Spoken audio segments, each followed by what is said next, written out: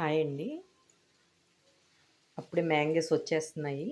Mango రాగానే, పచ్చి మామిడికాయ రాగానే మీరేం చేస్తారో కామెంట్ చేయండి. నేనైతే ఫస్ట్ పచ్చడి చేసుకుంటాను. చాలా ఇష్టం మ్యాంగో అంటే నాకు.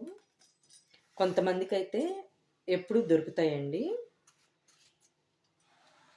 మేమున్న ప్లేస్‌లో అయితే మాకు సీజన్‌లో మాత్రమే దొరుకుతాయి.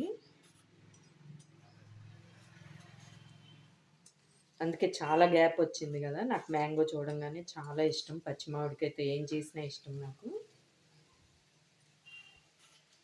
అందుకే ఫస్ట్ రాగానే పచ్చడి చేసుకుంటున్నాను. చాలా ఈజీగా చేసేసుకోవచ్చండి పచ్చడి. చాలా వెరైటీస్ చేయొచ్చు. అయితే నేనెలా చేస్తానో చూపిస్తున్నాను. ఇదిగోండి ఇలా చెక్కు తీసేసుకొని, ఇప్పుడు ఇది ముక్కలు కట్ చేసుకోవాలి. ఇదిగోండి మామిడికాయ ముక్కలు తరిగి పెట్టుకున్నాం కదా చెక్కు తీసి, ఒక 4, 5 వెల్లుల్లి రెబ్బలు ఇలా లైట్‌గా దంచి మిక్సీ జార్‌లో వేసేసుకోవాలి. అలానే మామిడికాయ ముక్కలు కూడా వేసేసుకోవాలి. టేస్ట్‌కి తగినంత కల్లుప్పు వేసేసుకోవాలి. పావు టీ స్పూను పసుపు, హాఫ్ స్పూను జీలకర్ర, 2 స్పూన్స్ కారము,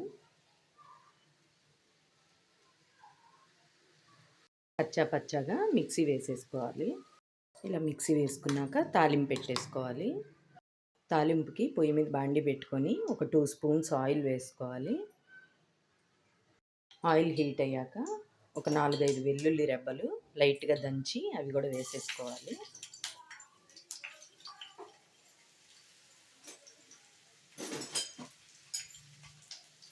వేగాక తాలింపు దినుసులు పచ్చిశనగపప్పు, మినపప్పు, జీలకర్ర, ఆవాలు, ఎండుమిర్చి వేసి వేయించుకోవాలి. వేగాక ఇంగువ కొంచెం వేసి కలిపెట్టుకోవాలి.